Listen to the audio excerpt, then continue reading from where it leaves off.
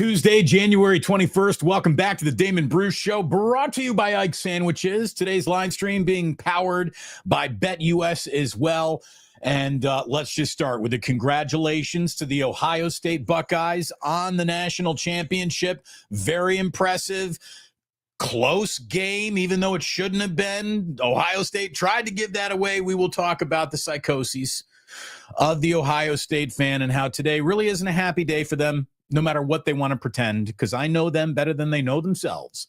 But we'll get to that. I want to talk about other things that we've learned from the championship game last night and things that we've learned from the NFL's postseason along the way. Because if you're not looking at football in a new way, more aggressively than ever before, when the choice is, should I kick this field goal or should I try to score a touchdown, you have not been paying attention. Folks, we are living in a new era of how you think about winning football games. There is no doubt about that. 4th and short in the red zone from now on means you have to try to score that touchdown. Pretty much field goals inside of the 30-yard line should just be eliminated. Unless it's 4th and absurdly long. 4th and, probably ain't going to get that. You kick the field goal.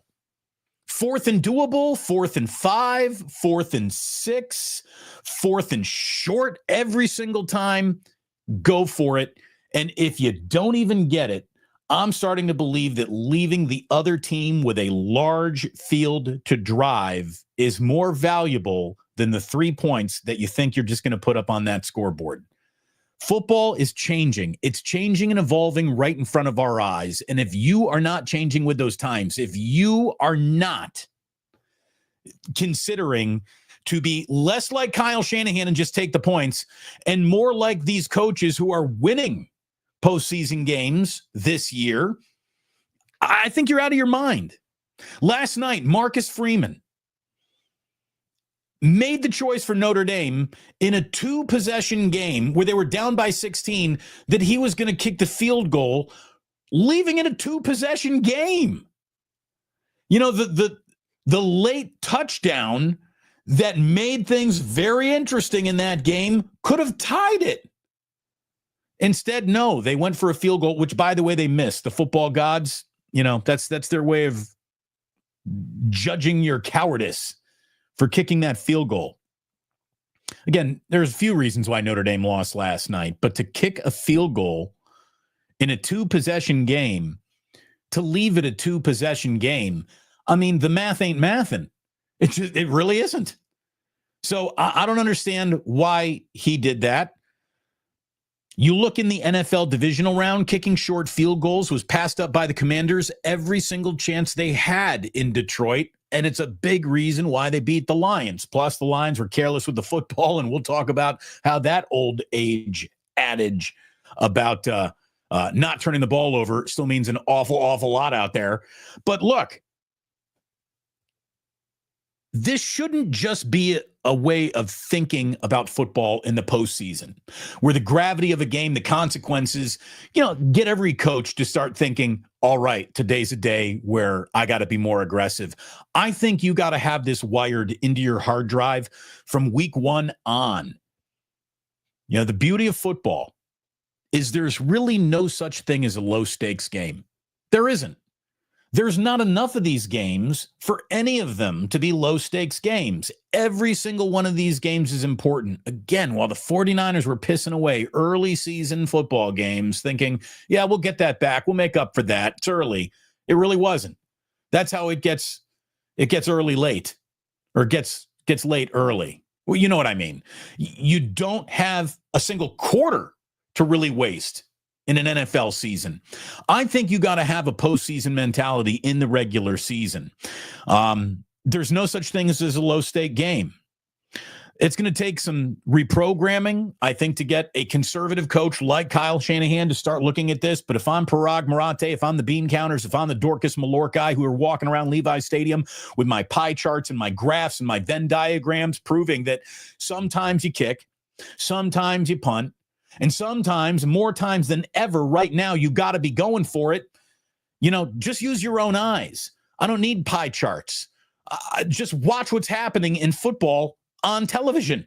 You can see it. Now, look, it can all come back and haunt you. We know that too.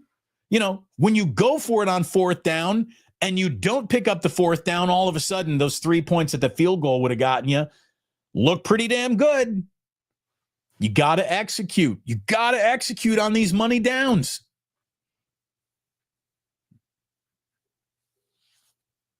You got to be hunting with the smartest animals in the forest. All the smartest animals in the forest are passing up your bullshit bunny field goals to go for it on fourth down, to keep this ball, to keep killing clock, to keep getting into the end zone.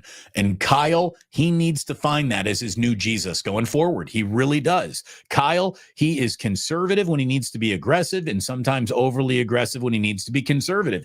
And again, look, Dan Campbell watched a team be uber aggressive on fourth down and he lost to him.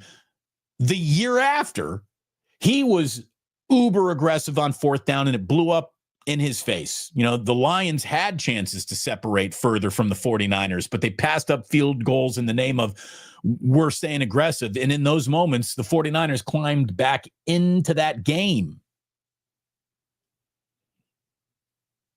So take notes, 49er fans. Take notes, football fans. Take notes. Here's the funny thing. I don't think this is a note that a single kid under the age of 18 needs, because this is how you've been playing Madden your entire life, because kicking a field goal on fourth down, which always had some like element of nobility attached to it when I was growing up as a kid, is now seen as a big bitch move, and it should be. It will get you into the loss column more than it's going to put you on the medal podium. It really is. So the theme of today's show, screw your field goals, be aggressive, and that's how football needs to be played going forward until the next evolution of the game. This is the way. It really is. By the way, cheers. I think we got a sip of the day. I timed the coffee making. Let's see. Sip of the day. That was fan-freaking-tastic. That sip of the day went for it on fourth down. It did not settle for a field goal. You know, I know it kills to turn the ball over inside your own 5-yard line, turnover on downs, but it shouldn't. I'm willing to argue that we could find some sort of equation to prove that you will find more value in this football game in terms of how you're going to go about winning this football game when you leave a team with 95 yards to go rather than just take the 3 easy points. There's somebody who knows more about math who needs to do that. I need a Dave Lombardi chart on that one. I really do. The other thing, you know, if being aggressive on fourth down is a new way of thinking, not turning the ball over is as old as the Mississippi River. It's as old as the Rocky Mountains. You know, it has been a part of football. Just, you know, the 10 commandments, thou shalt not turn the ball over and expect to win this game. That is playing out in full sight once again in the NFL's postseason. Look at what's going on. The Philadelphia Eagles have 6 takeaways and 0 turnovers so far this postseason. The Washington Commanders have 6 takeaways, 0 turnovers. Both of those teams are +6. And what do you know? Both of those teams are in the NFC title game. Teams that turn the ball over an awful lot ain't. The Buffalo Bills are on a 21-game streak of not losing a turnover battle, and that is the longest such streak in NFL history since the merger. 21 games in a row, the Buffalo Bills have been plus in the turnover category. Longest streak, and they've been a really good, hard team to beat for a very long time.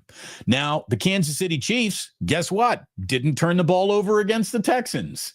Look who beat the Texans. Not that the Texans had a turnover in that game, but again, the team that did turn the ball over probably would have lost that game.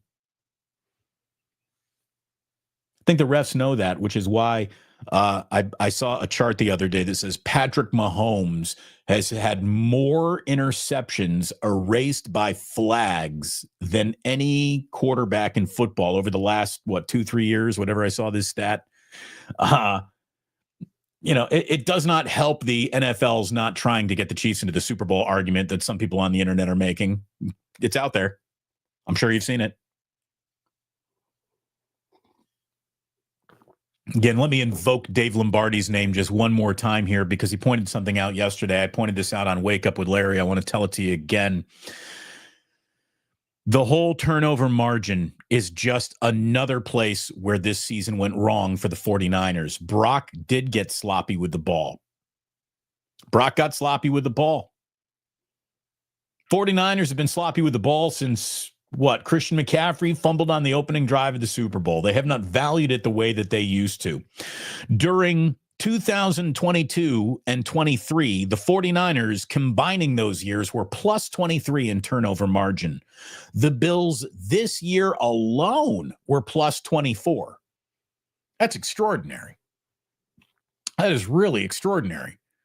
So don't turn the ball over. Have a defense that takes the ball. Quit being a pussy on fourth down and short. Give up those field goals. Go for touchdowns. And that, folks, that's how football's working.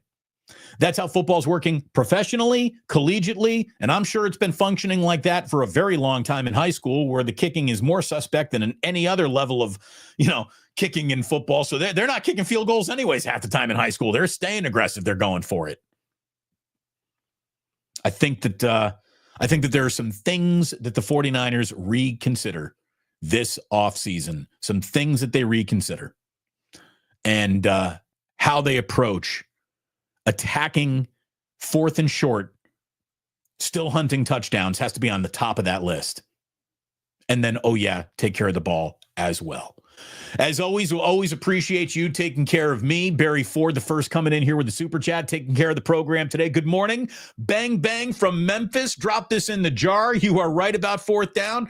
Thank you very much, Barry. I appreciate it. I see that Barry has picked up some more merch. I think he came back for a T-shirt. I'm going to be recording some thank yous to those who have been purchasing merch and sending that on a little bit later on today. But thank you very much, Barry. Thanks to everyone who likes, subscribes to the channel. Thank you very much.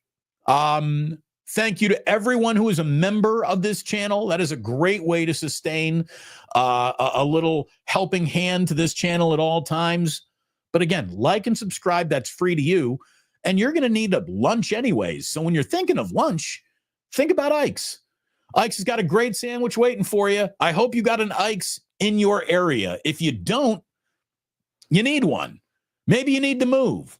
Ike's has got a sandwich empire. It is growing. It is heading ever eastward from the West Coast. It comes out of the ocean like Godzilla, and it just keeps on going forward.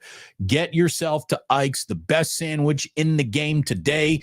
Don't take my word for it. Find out for yourself. If you're in a location where Ike's has a burger available, you go ahead, you try that burger. You ain't going to be disappointed. I promise you that. You will never be disappointed when you walk into the Dubliner and you say, "Hey, Kenny, Guinness right here."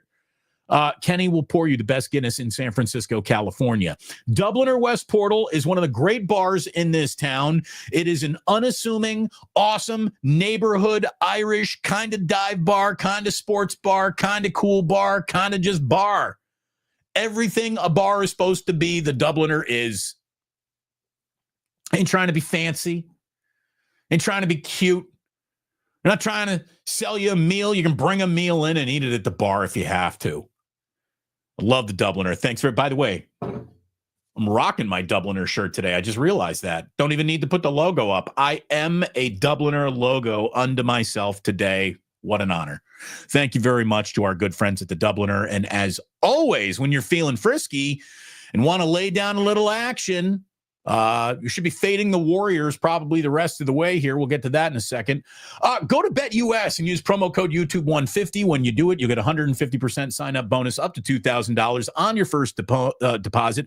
BetUS is now offering a casino like never before, too. Check out that casino. Have fun over on BetUS, where the game begins. And if you're in California, that's offshore, so It's going to work. I saw this morning, Twitter is counting compensatory draft picks, and it looks like the 49ers got a nice little handful of them here. Compensatory picks are being identified this morning. The 49ers will get at least 2 4th-rounders and a 7th-rounder. They're also going to get a 3rd-round comp pick for the Rand Carthon, D'Amico Ryans hires back in 2023. I saw that from Kyle Madsen over at Niner Wire. The 49ers can now expect to have 10 draft picks in this upcoming draft before the draft even begins, before they sit down to play poker, maybe trade back, which is probably a really good idea for them in this draft. But 4 comp picks to go along with their already assigned to them on their own 6 draft picks gives them 10. So they're going to sit down at the poker table with 10 draft picks, and we'll see what they turn those into, what players, what they might do, how they might trade back. I don't see the 49ers having a strategy of packaging a lot of picks to move up, but crazy things can happen between now and an actual NFL draft.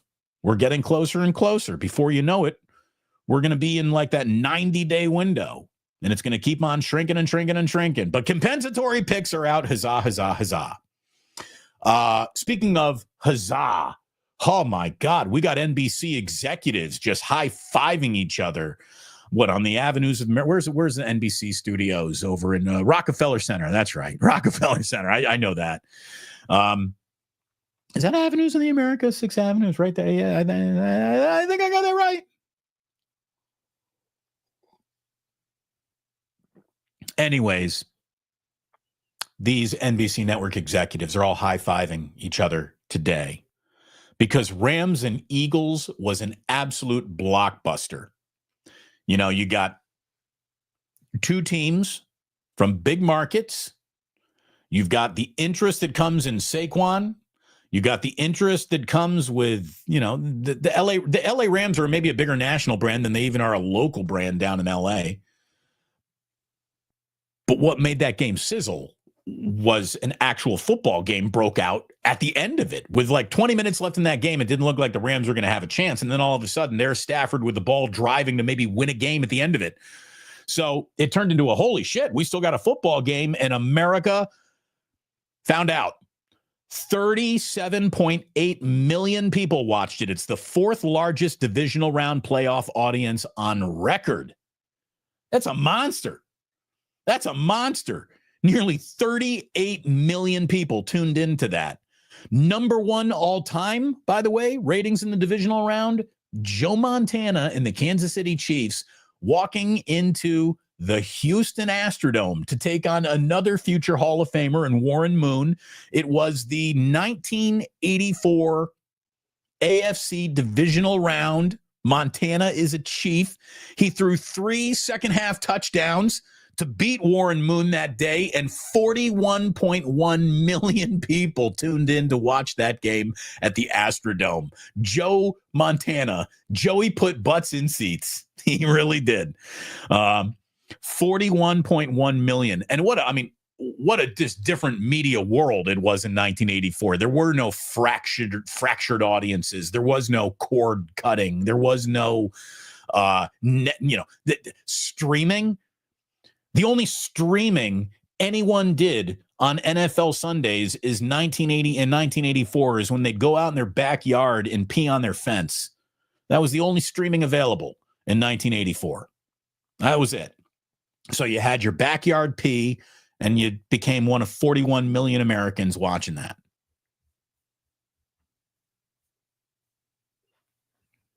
There's a lot similar between men and women. There's a lot different between men and women.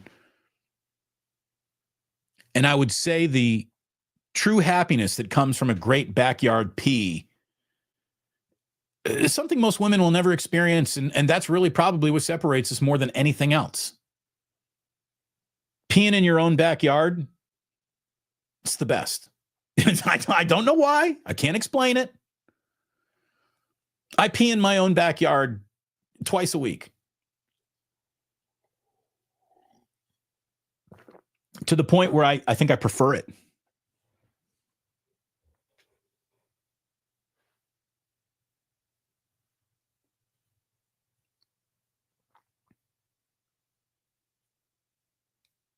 Seeing how the comments are going to the True Blue, of course, takes it up a notch, and he says it's almost as nice as peeing in a stranger's backyard. So when True Blue is over at your house, make sure you let him know where the bathroom is. Chef A, yeah, let's all mark our territories, boys and girls. It's just nice. It's fun to whip it out and take care of things. The lack of being able to whip it out, again, it's the difference between the sexes right there. Broken metronome, pissing in your own backyard is not as much as a flex as you think it is. I'm not flexing. I'm just telling you what I like to do. Oh, I don't think that this is a good way to meet people, but we have all been talking together for so long now that I'm comfortable telling you this. It's not a flex. If I were flexing, I'm sure I wouldn't tell you something that was tantamount to I like urinating. I'd find another way to do that. Mark knows at the age of 60, a good stream, much appreciated. Yeah, I'm glad we got a good, Netflix stream for these playoff games that are on the streaming services now. Maybe if Logan Paul and Mike Tyson had to die for us to not get any buffering, it was worth it.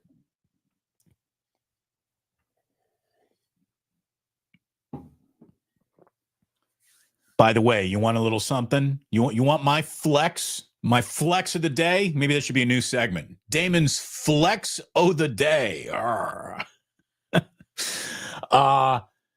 Today, and Smiley Dan, are you out there? Yeah, there he is. I see Smiley. I look down. There's his name right there. My man, Smiley Dan, always hanging around. Today is show number 420. Oh, we put a lot more videos than 420 videos up on YouTube. And we've certainly hosted many more live shows between wake-ups and 49er postgame and watch parties and the emergency shows that we've done. But I count everything a little differently. This is our 420th 11 o'clock show together. 420. Stay safe, everybody. Today is our 400. We will never have our 420th show together again, except for right now. It's happening right now. So where you are, put it in the air if you got it. Feel good about it. Thanks again to Stuff in the Ganja Jar. We got Barry from Memphis already doing that. So you guys have been supporting 420 personally. You've been supporting my 420 personally. I really appreciate that. Of course, the Ganja Jar is the JJ Raider Ganja Jar. My man Joe Sullivan, who brought me he didn't bring anything to tuck in a Ganja Jar. He brought me a straight up brand new jar o' Ganja at the last Plus Mania, and episode 420 bursting out the bong right now. Joe, give it a pull. Thank you very much. Yeah. 420, baby. It's good times. All right, where are we here? All right, here you go. This is I ran this theory on Twitter, and some people are arguing with it. And basically what you're telling me is you don't know anything about the Big Ten. You don't know anything about Ohio State. You've never been to Columbus. I began the show congratulating Ohio State. Ohio State deserves congratulations. In the history of college football national champions, this one does feel the most sorted out on field through a tournament, not a vote, not a hunch. The playoffs in many ways need to be improved, but in another way, absolutely worked. We got Ohio State and Notre Dame, by the way, the only two teams that beat Indiana, who today in the final poll finished 10th. Indiana, the 10th ranked team in the nation this year in college football. 420 only happening once. That I don't know how many more times that's going to happen. But that was incredible. I had an awesome college football season. I hope you did too. And all I can tell you is that Ohio State fans can now just sleep at night. But not well. on the national championship ring, in the smallest little font, to properly frame this year that Ohio State won a national championship on the inside of the ring, not on the outside. Here's my wedding ring. I'm talking about like on the inside. You know, like where guys will write like, I love you forever, honey, on the inside of the ring, like one of those. On the inside of Ohio State's national championship ring, it's got to say, but lost to Michigan at home, and that hurts more than it feels good to win a national title. I'm not saying that to be sour grapes. I'm not saying that to rub it in. I'm saying that because I know these people. And I'm going to tell you right now that beating Michigan means more to an Ohio State fan than any national championship ever will, than your own mother's love will ever mean to you. The singular drumbeat of Ohio State football is to beat Michigan. Michigan really wants to beat Ohio State. There is no team that Michigan wants to beat more than Ohio State, but losing to Ohio State bothers people in Ann Arbor, while losing to Michigan in Columbus makes the entire city crazy and suicidal. Like that, there is an uneven balance between that rivalry. Michigan handles the rivalry with an element of decorum. There is zero decorum on the Ohio State side when it comes to beating Michigan. And the only thing that happened with Ohio State's national championship last night was they balanced the books. Losing to Michigan created such a debt of football fiscal responsibility that Ryan Day probably would have been fired had he not won the national championship. They have won the national championship. He won't get fired now, but all Ohio State did was get back to zero. That's how much of a crater losing to Michigan created for them. I'm not making this up. I'm not assuming this. You can sodium pentothal any Ohio State Buckeye fan you know, and they will tell you in their sodium pentothal, white hot interrogation light in their face, it's true. It's true. Every single time this national championship gets brought up in my life, I'm going to think about losing to Michigan before I think about how much fun it was to beat Notre Dame. It's true. I know these people. They are unhinged. They are unwell. They are unreasonable. And that's kind of what makes them crazy awesome fans. But you got to believe that's true. I mean, I don't know if there's anybody trying to fight back against me on that one, but it's true. It is true. Ohio State would rather beat Michigan than win a national championship every year it's ever existed, including this year where they lost to Michigan and won a national championship. Hell of a team. Like, how the hell did they lose to Michigan? That's what I want to know at home. How did they lose that game? Just shows you rivalries do matter. They change the temperature of a game. They really do. Well, if the Warriors were hoping that the Boston Celtics coming into Chase Center, giving a little NBA Finals rivalry feel to the room, would get the Warriors. You know, it's so funny that we just lost Jimmy Carter. And I certainly don't want to get political in any way, shape, or form. But Jimmy Carter, you know, during his presidency, he was known for the malaise speech, where he said, you know, America has a crisis of confidence. And there is a general malaise throughout the country. And there was at the time. People were down on just American success. There's a gas crisis, and it was a funny time in American history for Jimmy Carter.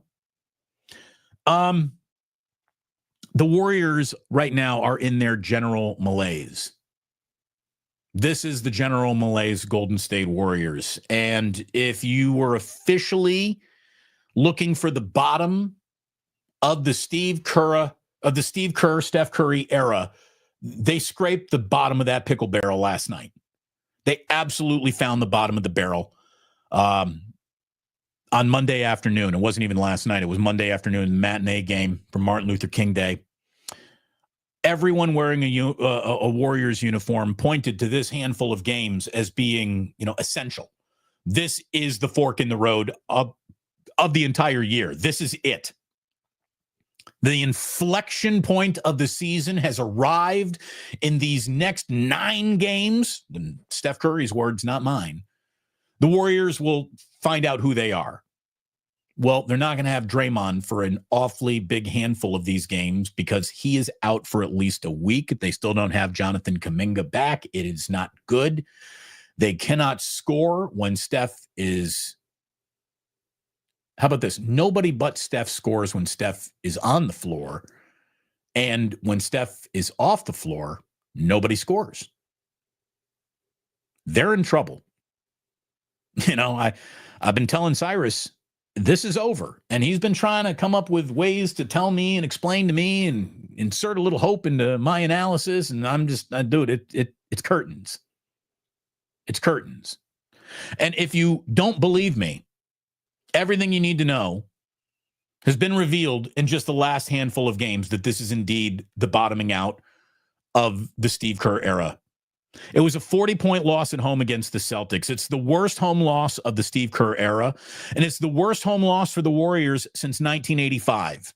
The 85 points scored by the Warriors are the fewest in a home game in which Steph Curry has played under Steve Kerr. The Warriors have fallen behind now by 30 or more points for just the second time in their last 3 home games. They had done that 8 times in the previous 393 games. Again, falling behind by 30 has happened twice in their last 3 home games. The regularity of the Warriors falling behind 30 before these 3 games was 8 times over their previous 398 games. They are all out of gas. They are all out of juice. They are all out of chutzpah. They're all out of the circle the wagons. They're running on a talent deficit. The team plays small, but not fast. The team claims to have a bunch of shooters, yet they can't create any space. Not only do they not create space because they're not shooting well, if you want to find even a worse way to go about winning tonight, try to win in the paint. The Warriors aren't built for the open court. They're not built for the half court. Nobody on this team can finish around the rim. They smoke more layups than Smiley Dan smokes joints. It's just not working. And it's not working emphatically. It's not working dramatically now. It's not like, you were right in it, and then the other team in the last 90 seconds hit a couple of threes, and you lose by 8. Looks worse than it was. No, we got games that are over 3 minutes into the second quarter happening all the time now. Cyrus and I will be talking about this. We'll do a show tomorrow on Wednesday about this, but it ain't good, kids. This is not good.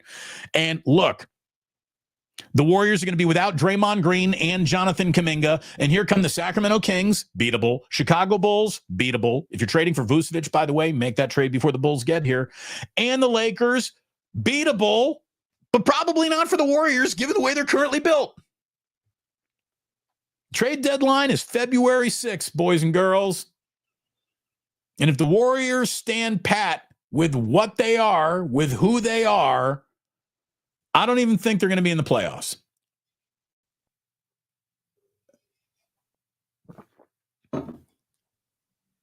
If Steph Curry misses the playoffs 2 years in a row, the real playoffs, holding on to his status as a top 15 player becomes harder and harder to do. It's time to either put a few more pieces around Steph to give him one more shot to throw a punch at the NBA, or you admit you're all out of punching power and start thinking about the unthinkable, which I know doesn't sit well with a lot of you. You don't want to hear it. Even a buddy of mine, I love Phil.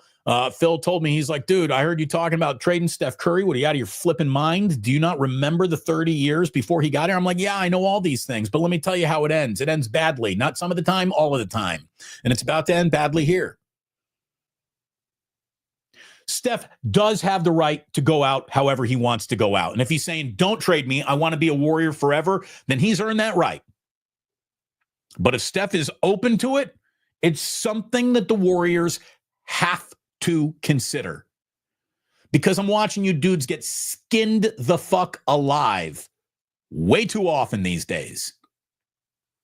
They're getting murdered out there. They're getting basketball court murdered. And by the way, not that this hasn't been a part of the blueprint for a while, but man, the Boston Celtics just told every other team in the NBA how to play the Golden State Warriors, and there is absolutely no mystery here. The Warriors are a team that is essentially one player and dudes. That's who they are right now. One player and dudes. Did you see what the Celtics did? Did you watch that game to pick up what the Celtics were putting down? The Celtics hunted Steph Curry everywhere he went offensively. They hunted him. They looked to make him work defensively as hard as humanly possible, not because he's a bad defender, not because it's easy to get around Steph, although, Steph is hardly a lockdown defender, but he is competent. He plays the role. He gives a good, honest effort. He stays up on the man. He challenges the shot. He plays the passing lane. He's pretty good at stealing the ball. Steph is pesky defensively. But when you make him the focal point of where you're running your offense through, that right there is going to just burn out his gas tank. They hunt Steph everywhere he goes offensively. And then Steph has to work harder than any other player in the NBA to get a shot. He works harder to get open, and Steph being open is this, like a smidge of daylight, and Steph Curry is open. He has to work harder to get open than anybody in basketball, so he has to spend double the energy offensively just to get a shot off, and if he's not getting shot offs, there is no offense to even speak of. So the only dude who creates any offense is now the focal point of every single defensive attack. And the minute Steph Curry's legs are gone, so are the chances of the Warriors winning that night. Again, Boston just handed the entire NBA the blueprint. You run Steph into the ground and let the rest of these dudes be stationary, shitty shooters who can't finish layups.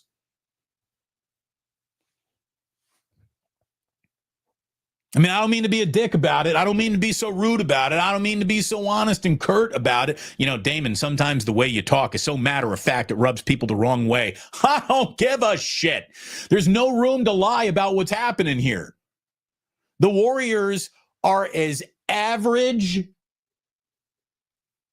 or below average as any basketball team I've ever seen right now. Full stop. There is nothing to consider. There is nothing to fear. There is nothing to be afraid of when it comes to playing the Golden State Warriors, unless Steph Curry is going straight up, I'm bonkers tonight. You got nothing to worry about when it comes to playing the Golden State Warriors, especially while Draymond Green and Jonathan Kuminga are sidelined. Feeling a touch hopeless around the Golden State Warriors right now. They cannot score without him. They can't. Certainly not without Kuminga.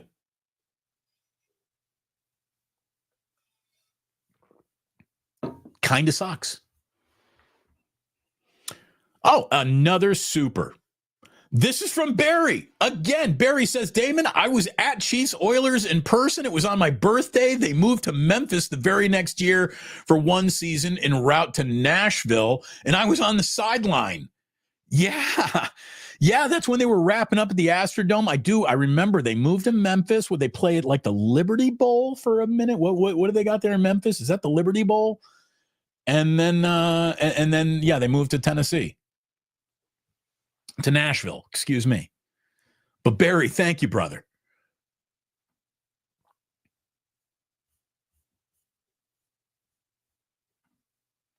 Damon, 100% on here. G. Martinez, man. Again, this is probably why radio stations don't miss me, but audiences do. You know, all dynasties end poorly. There is no dynasty that goes on forever. There's no way to go ahead. Oh, Barry, I got it right. The Liberty Bowl. Thank you, Barry. I'm telling you. Look, I've been to Beale Street. I know a little about Memphis. One of the great strip clubs I've ever been to in my life was this place called Platinum Plus. But that's not a story for the public. I'm not even a strip club guy, but Platinum Plus in Memphis is a special place in my heart. What else we got? Got a little baseball news today. Very little bit of baseball news. We get Hall of Fame announcements today. Enter Sandman. We'll see who gets invited to the Hall today. We'll see if Ichiro doesn't get a full-on 100%. There's always some dickhead out there who's like, Babe Ruth didn't get 100%. Got a generation of old men ruining baseball history. We'll get Hall of Fame announcements today. Pitchers and catchers report in 20 days. 20 days to pitchers and catchers. Opening day is now 65 days away.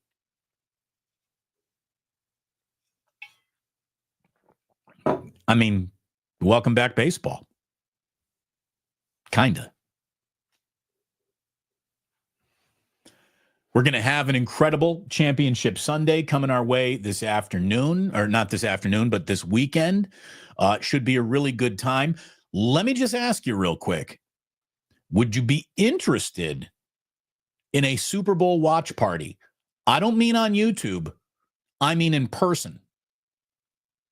Would you be down? If we opened up the doors somewhere for an in-person, let's get together, good Plus Mania friends, and hang out and watch the Super Bowl, would you be into it? Would you be down? I'm working an angle. We'll see what we come up with. But maybe we'll get together and hang out and watch a Super Bowl. I see people saying, Ben Johnson, Damon. Ben Johnson. I like the hire for the Bears. I do. He's very creative offensive mind. Let's see what happens. Caleb Williams under the tutelage of Ben Johnson. Yeah, well, let's see what that looks like. You know, I've also heard that they're going to assemble an all-star coaching staff. Rawr. Okay. All right. Well, we'll see. We'll see. I'll remain skeptical on the Bears forever. Same way I'm going to remain skeptical on my Indiana Hoosiers forever. I saw the Hoosiers today are going off as their next season over-under at 8.5. Now, we just won 10 games for the first time in the history of the program. For Lightning to strike twice, it's going to be tough. We'll see. Here's the thing that I don't like about gambling. It makes me start thinking, like, can I use a team I root for my financial advantage if I don't believe in it? Like, the last thing I want to do is run to the casino and make an over or an under bet on Indiana's win total and be watching games next year thinking, all right, lose this one. I don't want to do that. I don't want to do that. But fade the Hoosiers at 8.5 next year.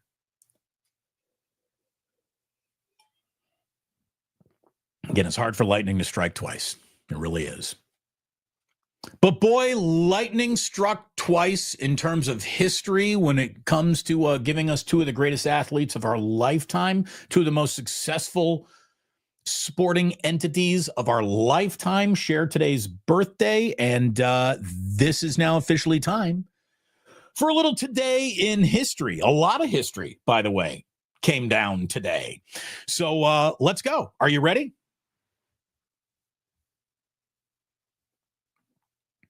Hey, open bar, Damon's tab. I love it. You did not hear me say open bar.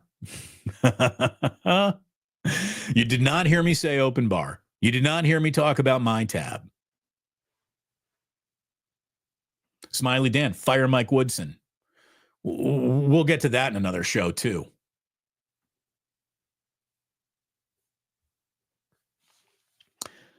Today in history. Again, happy birthday to two of the most consequential athletes of my lifetime. Happy 85th birthday to Jack Nicklaus, the Golden Bear. Jack Nicklaus, by the way, he's from Columbus, Ohio. He's thrilled that Ohio State won last night, except he's not because he's from Columbus, Ohio, which means they lost to Michigan, which means he will never be fully happy with this season. I know you people. I know you. I know you. Happy birthday to one of the single greatest basketball players of our lifetime, of any lifetime. And if we're talking about the two greatest names, like, you know, the word Lamborghini, it just sounds fast. The word Ferrari just sounds fast. I've always said, and maybe it was him that did it. Maybe it would have happened without him. I don't know. But the name Michael Jordan just sounds like, I bet you this guy's a pretty good basketball player. Like Michael Jordan is just like the perfect name for a guy that you're going to argue with. LeBron James, good name, but it's not Michael Jordan. However, and it's funny because they were involved in the same draft, if I had to come up with what's arguably maybe the single greatest basketball name of all time, I don't think you could do better than selecting Hakeem Olajuwon. I mean, you're looking down at the other team's roster and you see the name Hakeem Olajuwon, you're going to turn to your teammates and just be like, ooh, dude, they got a guy named Hakeem Olajuwon. We might be in trouble here.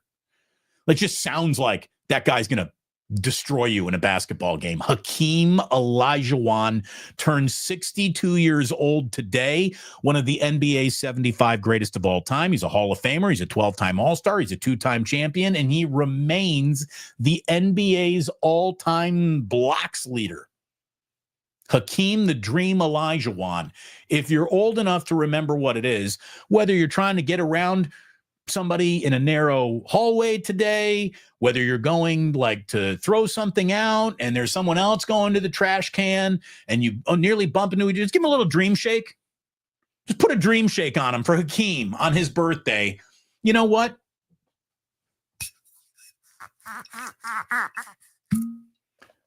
Jack Nicklaus, Hakeem Olajuwon, happy birthday. Bottle pull for you guys.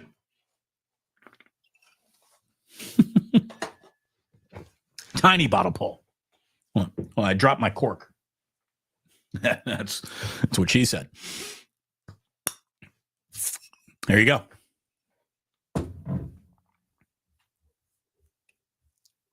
Konnichiwa. Joji, always good to see you. And my liver just quivered a little bit too. I was not ready for the bottle pull, but I'm wishing Hakeem Olajuwon happy birthday. It just seemed like the right thing to do. Also today in history. Okay? Also today in history. The very first commercial flight of the Concorde, which was a commercial aircraft that was funded by the British and French governments, that was the first commercial aircraft to ever travel, to break what? It had a sonic boom. It broke the sound barrier. It's the only time, I think, in modern recorded history where we chose, let's not do the fastest thing. Well, that in America, no bullet train. No bullet train between San Francisco and Los Angeles is indefensible. Like no bullet train between Philadelphia and New York is just completely indefensible. No bullet train between Chicago and Indianapolis is indefensible. It's ridiculous. But anyways, G. Martinez is on to me. Bottle pull equals backyard peeing today. You might be right.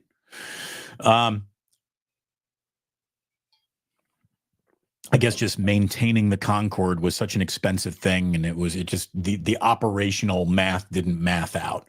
I can't believe they haven't brought the Concorde back just for people who own Bitcoin.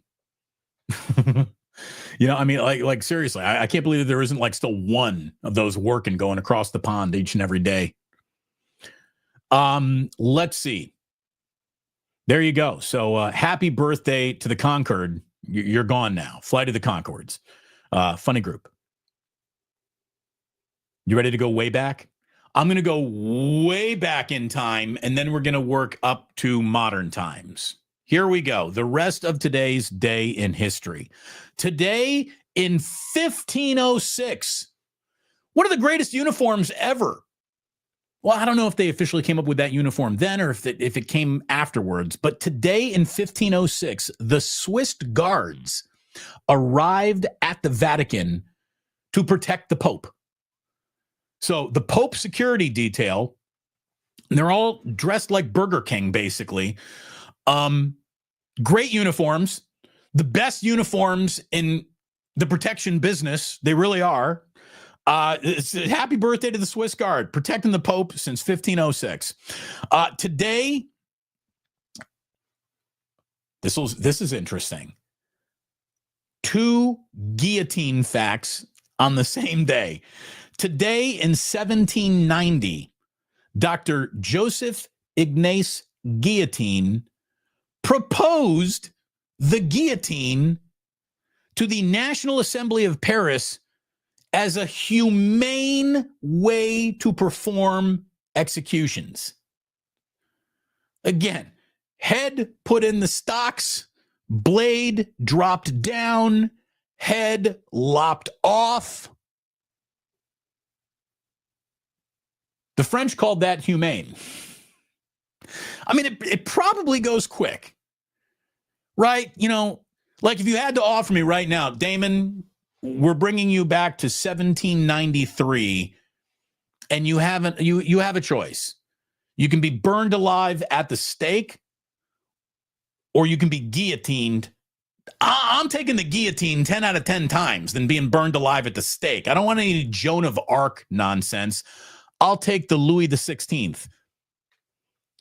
Today in 1790, the idea of the guillotine is introduced. Today in 1793, Louis XVI was guillotined in Paris during the French Revolution. So what other show on YouTube is hitting you with not just 1, but 2 guillotine facts today? You're welcome. This is hopefully what brings you back, what makes you hit like and subscribe. Anyone can talk about giving up field goals in the name of chasing touchdowns. Anyone can talk about Warriors malaise. Anyone can count down the days until spring training. But who else is giving you double guillotine facts? Like and subscribe.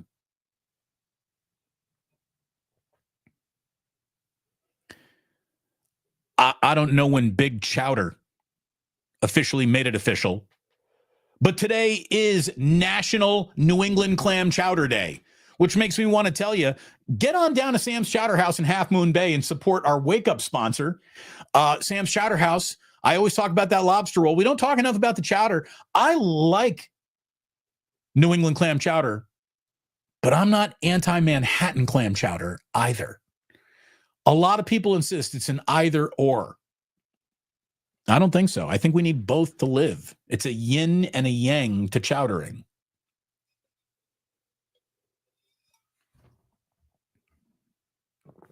Chowder. Look at G. Martinez. I like learning. I like teaching. Thank you very much. Double guillotines for everybody. Damon, Manhattan is the healthier chowder for sure. Well, yeah, any chowder that doesn't have cream and butter based is like what you're.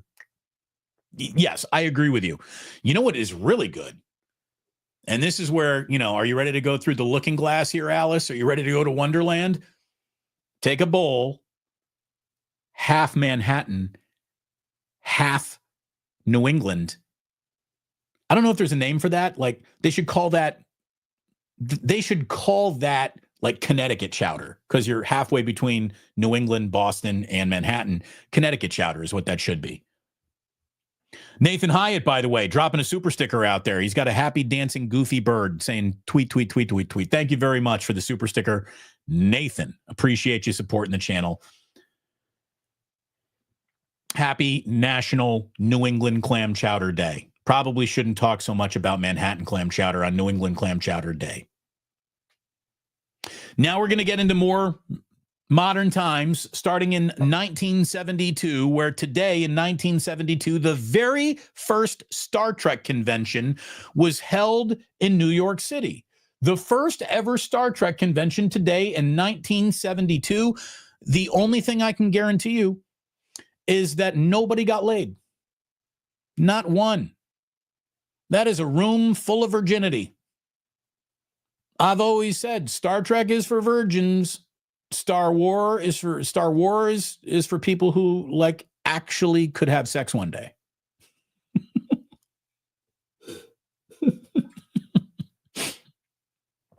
So, Star Trek's all like, set phasers to stun you virgins.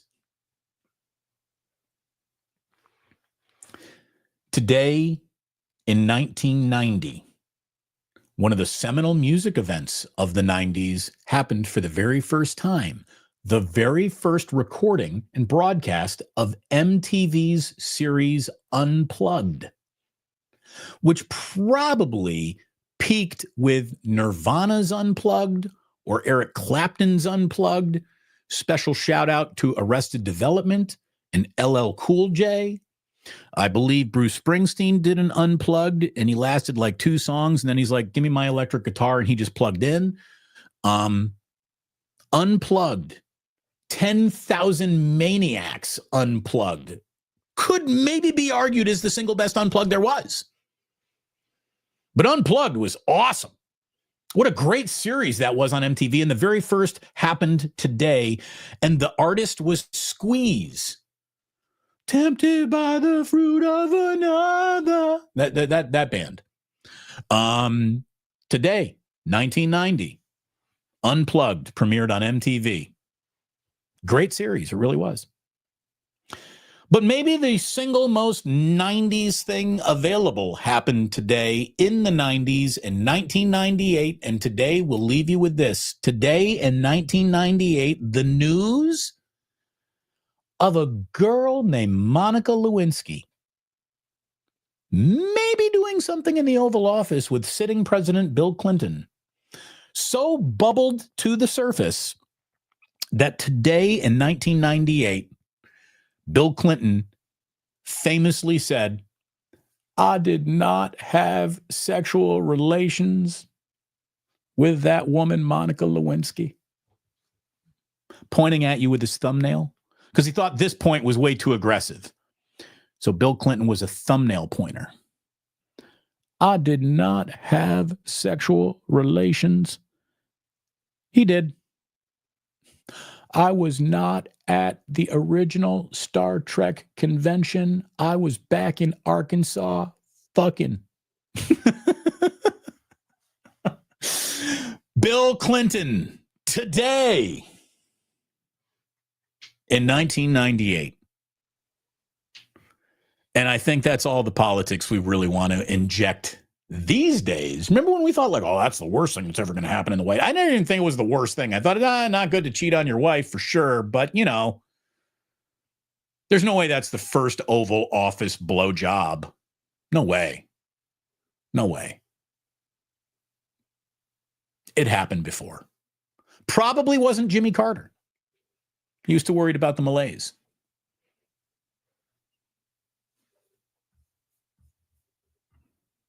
By the way, do you like that G. Martinez spot-on impression, right? I should definitely have picked up that dry cleaning tab.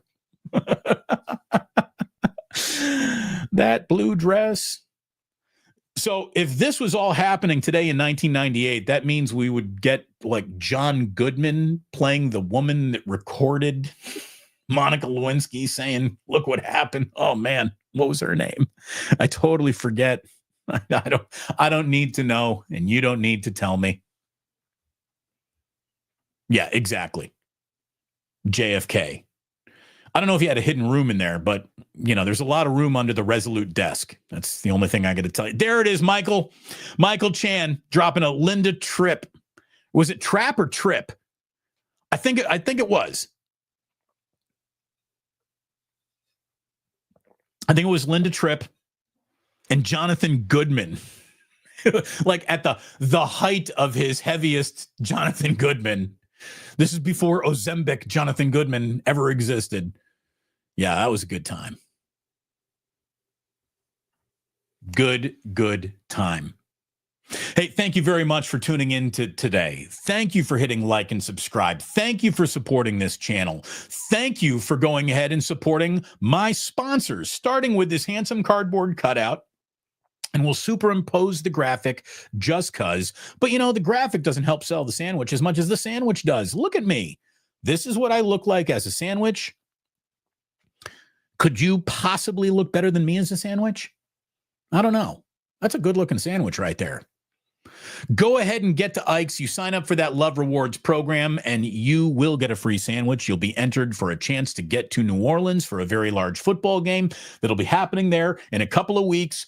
My man Ike has got the right spot for you to go to for lunch today, to order some catering from. Make it happen. Our friends at the Dubliner, as always, thank you to Kenny and John. We love you guys. Dubliner up there, Dubliner down here, double Dubliner. Let's go. It's like double guillotine facts, double Dubliner facts today. And our good friends over at BetUS, thank you so very much. Check out their new casino that is offered over at BetUS. And when you want to do a little wagering, make sure you use promo code YouTube150 to get 150% deposit bonus up to $2,000 on your first deposit. So that's how it all goes today. Thank you very, very much for watching. I'm going to let you know that a week from today, I'm going on vacation with Jillian. We're going back to Riviera Maya in Mexico. We're going to see fish on the beach. Very excited about that. It's been a couple of years since we've been to Mexico to see fish, and we're going to do that. Leaving a week. Now, we will be doing some check-ins from Mexico, but it'll be a slower week on the Plus next week while I'm on vacation. A needed vacation.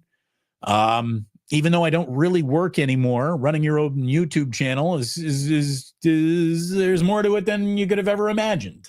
And it's been very rewarding. And we thank you so much for being a member, for hitting like, for subscribing, for hitting that notify button. Thanks to all of you for being a part of this. It means an awful lot. And please, my good friends, I want you to remember that sports don't build character. They reveal it. And like that, he's gone.